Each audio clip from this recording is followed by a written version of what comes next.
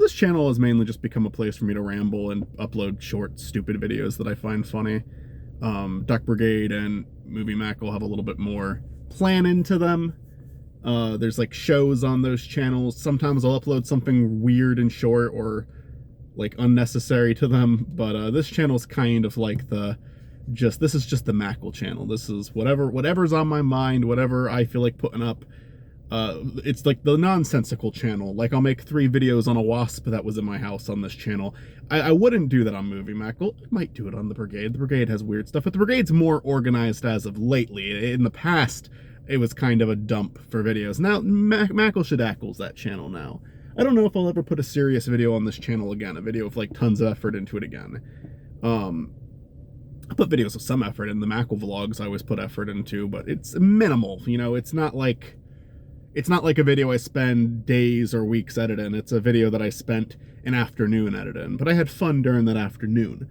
But the bottom line is this channel is not what it used to be, where it used to be characters and shows. And the more and more I think about it, the more and more I'm like, I kind of want to talk about where I was going to take some of them. I kind of want to talk about where good old Andrew Malone was going to be if I kept that show going, or talk about Across the Fourth Wall. For Across the Fourth Wall, I've got a script. I might actually just read that one day. Finish the story through a script for anyone who's curious. As for Cameraman, I only had notes, really, on where I wanted to take it. Episode 7 was the final episode. It ends with Andrew. The last episode is Andrew basically tripping because he goes to the beach and takes hallucinogenics. He actually takes LSD to start with, but then it starts to like become clear that he took a bunch of shit, because I don't really think LSD can make you hallucinate the way Andrew does in that episode, but I think we acknowledge that too. And then the episode ends with him realizing he recorded one of his audio journals while he was on this trip. And when he listens back to it, it's just the most blatantly honest thing. Throughout the first 7 episodes of the show, Andrew was trying to make this audio journal on how to be successful in the industry, while talking about jumping into like freelance and giving advice on how to deal with clients and whatnot, while forcibly telling himself that this is what he wants his life to be, this is what he wants to do. And this is just the episode where at the end you hear a completely honest Andrew, because he was fucked up and he was saying shit that he normally wouldn't say. And Andrew has to listen to it back a day later when he doesn't remember any of it. So that's where we left him. And that was going to lead into the last 3 episodes of season 1. It was going to be 10 episodes, and I know exactly what the last 3 episodes were going to be. Episode 8 was going to be Andrew trying to get back into the creative side. He was going to be like, okay, I can't do this anymore. I'm unhappy. And much to his surprise, he was going to have his brother Steve's support on that. Because his brother Steve saw it was like something genuine. He saw what his brother was going through. So there was actually going to be like kind of a nice, like, it was kind of going to be development between those two. You know, before his brother saying, you better pay rent, you better make up for, you better not miss this. And now his brother's being a little bit more supportive of him. And what was going to happen is one of the Wooten brothers, one of the ones that's still alive, because if you remember, Gage played 10 identical twin brothers that were being killed off one by one in each episode. One of them was going to have the family fortune now, and he used it to start a TV show that's kind of like, what's that one show? Shark Tank? I think it's called Shark Tank. Where they, you know, people pitch inventions, but it was gonna be like that, but it's like they pitch TV show pilots and they air it on television. I feel like something like that's existed before. There's definitely been like, I think Disney and Cartoon Network had like little things where they'd play animated pilots, and if it was popular enough, one would get picked up. But this was one where they're being directly criticized by one of the Wooten brothers. There was gonna be 2 other judges, and Andrew and Steven start coming up with a pitch together. They start coming up with a pilot for a TV show together that they're gonna try to get made. And episode 8 was going to be more so Andrew kind of getting into this new lifestyle, and the reveal that this Wooten brother that's still alive, I forget which one, because there was like 10 of them and each of them were named after a family member of mine. I don't remember which ones that this one's name was, but he was going to be bigger in season 2. We'll just call him Michael. We'll call him Michael Wooten because there was going to be a Michael Wooten. So Michael is going to be kind of introducing him and introducing the whole Shark Tank pitch idea thing. And then episode 9 was going to be them going behind the scenes and making the episode. And I was kind of planning on reincorporating characters from previous episodes, like Noah, his dorm, his roommate in his dorm was going to be in that episode. Just small characters were going to make appearances in it that have appeared throughout the season. In Andrew's pitch, his pilot. And yeah, episode 9 was just going to be a funny episode about them trying to get the episode made.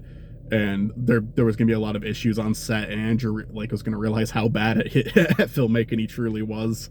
And then episode 10 was going to be the one where he went on the show and pitched it. And the climax of this episode was that you get to watch the whole pilot that they made. Like, it was just going to play the whole thing out, and it was going to be a piece of shit. And Andrew's going to get criticized harshly, like, not just like them saying it's bad. They were going to be openly mocking him on the show. They were going to be making fun of him. Like, these guys were assholes. And it just crushes Andrew. It just, like, this is everything he's worked for. This is, like, you have this full season of him, trying, like, acknowledging that it's not realistic that he can get into a creative job, and so he does freelance work and gets clients. And then in these final 3 episodes, there's kind of this, like, glance of hope that maybe he can make something, maybe he can make it somewhere, and he doesn't. He just completely fails. The whole plan falls flat on his face with this. And what was going to happen is Andrew was going to start getting drunk, and he was going to get angry. And there's this other character, Orlando, from the second episode, played by Fred, who also pitched a show in this episode, and he was going to be pissing. We need to get him back. Andrew, me and you, I know where he lives. And he was going to be, like, holding up a bat, and Andrew was going to be saying, no, let's not do that. But Andrew was going to get drunk and more aggressive and angrier that night. Andrew was going to be revealed to be quite the angry drunk, quite the mean drunk. And someone's parked right behind me now. I'm in an empty parking lot. I hope I'm not about to be tapped on my window. But basically Andrew was going to show up, and he was going to show up to Michael Wooten's house, and just to get some payback with a bat. He had a bat in hand. It was a bad idea. It was probably going to backfire. But once he was in Michael Wooten's house, you were going to see the Wooten brother. Let's say it was Adam Wooten. Adam, because again, like, I just named them all after my family members. I don't remember which one was which. We'll say it was Adam Wooten was revealed to be the Wooten brother killer. Like, it was one of the Wooten brothers themselves. Like, that was obvious that was going to happen, but it was going to happen. And Adam Wooten was at Michael Wooten's house to kill Michael Wooten, because Michael Wooten had the fortune now, and he just kept killing the Wooten brothers until the fortune made its way to him. And now Andrew is going to be locked up in this basement with Michael. Both of them are tied up. Both of them are about to be killed by Adam Wooten. And then we were just kind of like, Andrew was going to get knocked down. He was kind of going to have, like, this vision of... sorry, I'm losing my train of thought. He was going to have, like, this vision of his entire life. It was kind of this really pretentious scene that I wrote. I actually kind of like the story I made up for Cameraman. I don't like this scene anymore. It's something that's like, yeah, this was me being pretentious a few years ago, where literally there was going to be a computer set up in this blank room in Andrew's dream, and he was going to start editing through his life and editing, like, the good parts. Like, he was basically going to be this monologue. What if you could edit your life and edit all the bad parts out? It was stupid. It was admittedly stupid. But Andrew's just going to start cutting out all of the shitty memories and leaving in the good stuff. Kind of like cutting the fat, edit. It's like you'll do that when you're editing something. You'll cut out the bad parts and leave in the good stuff. That's what Andrew was going to be doing while going through his life. And he was going to realize that in the more recent years, there was no more good memories to cut in, because all of his memories have become unpleasant. Everything about his life has become unpleasant. And as Andrew is about to be killed, and so is Michael, Orlando was actually going to show up to the house, also wanting payback. And then Orlando was going to see what was going on, and he was going to call the police. And then the police show up, and Adam Wooten gets killed. Michael saved. Andrew saved. And yeah, everyone's good. And then there was going to be kind of like an extra fuck you to Andrew at the end, because Michael says, because Orlando saved my life, we're making his show. He announces it on, like, television. So Orlando makes it big, and Andrew is still completely fucked over. And that would end the Wooten brothers saga, because the Wooten brothers killer would still be gone. And then, like, I think there would have been like 3 or 4 remaining Wooten brothers at the point, and they would have made appearances in the show still. So Gage would have still been on it. Then the final scene of the show was going to be Andrew and Steve sitting on the couch, and Andrew being like, the pitch we made, the pilot we made, it was pretty fucking bad, Steve. And then Steve was like, he was going to be like, yeah, it was, but it was yours. And that was gonna kind of like sink in with Andrew, as he's gonna, that's a line that Andrew would remember. And Andrew, as a result, decides that he's gonna keep pursuing the creative side, even if it's going to be a real pain in the ass, even if he's going to have to be miserable throughout a lot of it, because he realizes that back when he was doing that, that was when he was at his happiest. So even though it might not be financially rewarding, and even though it might lead to a lot of problems, even though there's like definitely some form of client work he's going to have to still do in order to be successful, he was going to continue to pursue the creative side of the career. That leads us into season 2. Well, episodes like 8, 9, and 10 of season 1 I had pretty much down. Season 2 was just cliff notes.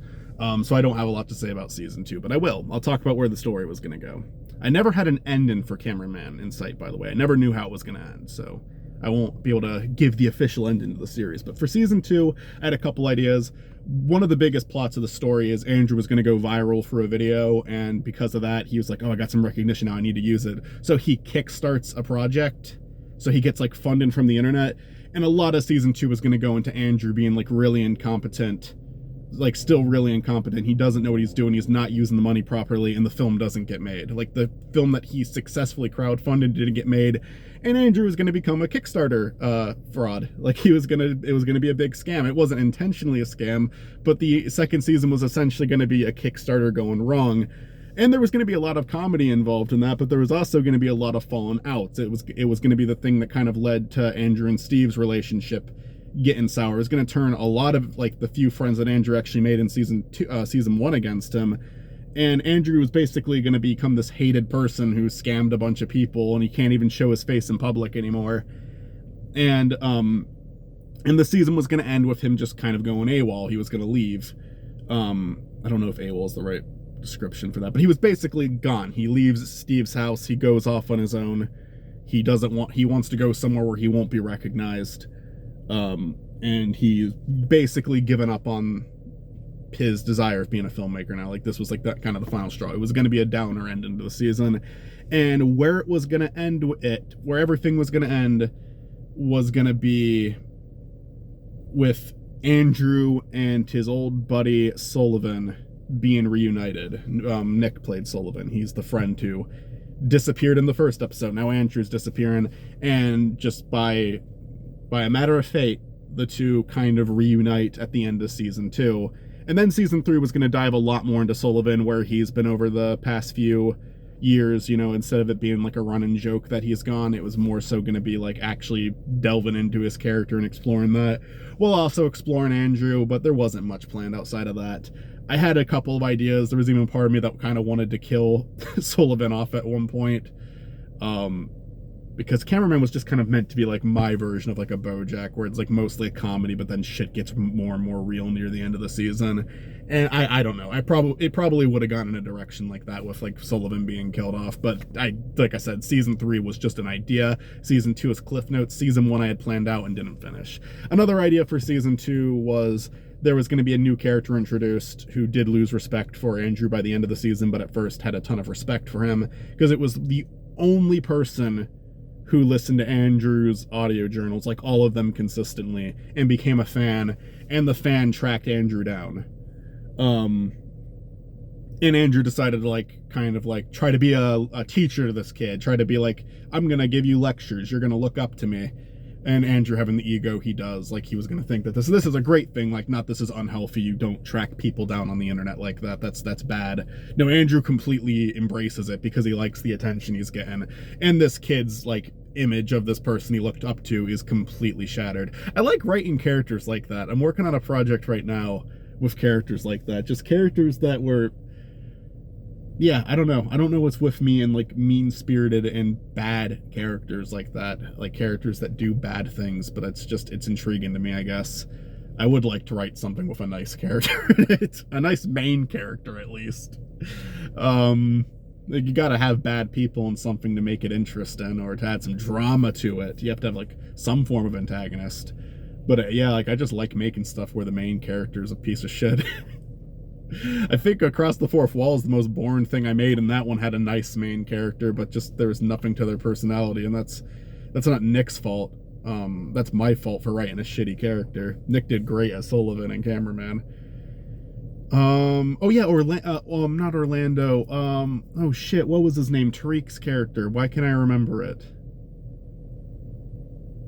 I can't remember Tariq's character. He was the reaction channel guy. He was going to be in a lot of season 2. He was going to join Nelman's crew, feeling bad for where their like friendship left off, and the two were kind of going to rekindle it, and it was just going to get ruined again. Like the second Miles in denial gets back in touch with Andrew, it was just going to go poor again. It's being like, okay, this is what happens when I try to be friends with Andrew. It doesn't go well. Yeah, I wish I would have kept it going, but another part of me is just glad I made the 7 episodes. I don't think episode 7 is a horrible finale. I stopped making it just because I got into my own head too much. For season 1, I kept rewriting the end, and those last 3 episodes, looking back at it now, that was the right way to go, but I kept changing the script, saying, no, I don't like this idea anymore. We need to change it. And it was just like, I had it right the first time. I should have kept my script the same as it was. Like I said, I think the computer editing scene where he's in his head at the end of season 1, I think that would have been really pretentious, but it would have been me expressing something at the time, and that would have been better than nothing. Still, I'm happy with the 7 episodes that came out. Episodes 1 and 3 are still my favorites, but I think 4, 5, 6, and 7 all have their little moments. 2 is just kind of a joke. 2 is like a little skit, basically. But I love Fred as Orlando in that show. Cameraman's one of the only web shows I made where it's like fully scripted with characters that I still look back at really fondly. I mean, that's not true. I look back at Bemis and Company very fondly. I just mean in terms of like the entire project, because there's episodes of Bemis and Company that make me cringe, but the ones that I like, Bemis and Company is actually definitely my favorite project that we did together. It's also one that ran since 2010, so there's a lot of really horrible episodes to rewatch. But I miss making stuff with those guys, and I just kind of was like, you know what? I ended Cameraman abruptly. Why not talk about what I wanted to do with it? Across the Fourth Wall, I'd be down to read the script sometime, maybe during a live stream. We'll see. I don't know if there's any interest for that at all, but it might be nice to just put it out there. But I was definitely a lot more interested in talking about Cameraman than Across the Fourth Wall, because I liked the characters in Cameraman. Across the Fourth Wall was... I tried, but, and my crew, they tried a lot too, but it was just, I was lost with it. I was trying to write characters that were supposed to be taken more seriously, and as a result, I just think they had less personality. I think that you gotta stick to what you're good at, and Cameraman, I had characters in it that reflected what I was capable of writing, and then in Across the Fourth Wall, they were just really boring, despite everyone's efforts. Again, that is 100% on me. I'm not putting that on anyone else. It was just a bad script. I like Gump. I like Gump and everything, though. Anyways, I hope this was interesting. It's just something I wanted to make. If no one watches it, that's fine. I'm glad it's out there. I'll tune back in every once in a while. I'm very active on Movie Mackle. I'm very active on the Exploding Duck Brigade. This channel's just when I want to talk about something, and sometimes I go a whole year where I don't want to talk about something, and then sometimes there's like 5 videos that come out in 1 week, and then I shut up for like another 4 months. It depends on how talkative I am. It depends on how I'm truly feeling, and today I was like, I miss Cameraman. I want to talk about Cameraman. I want to talk about what ideas that I never got out there, because at least in some way it's out there then. If I could do it all over again, I would change some things. I would try to I would cast someone else as Andrew, because I don't think I'm good at playing. I didn't think I was good as the character, but I liked the character. I think I need to stop playing characters where I shout. I think my acting angry just comes off as really insincere and fake. It's like me trying to be funny, and it's just not working. But I liked the character, and I think everyone else did really good. I love Gage as the Wooten Brothers was hilarious. Tariq as Miles and Denials was hilarious. Nick as Sullivan was hilarious. It was all working really well. Even Eric as Steven I thought was funny. Eric is not does not do acting. This was like him agreeing to do it while like admitting like this isn't something that he really ever does. But I think Eric was funny as Steven. I think there's a dryness to the character that works. Um, just so many people who agreed to be in it, and make small appearances. It was really a fun project, and I look back at it very fondly.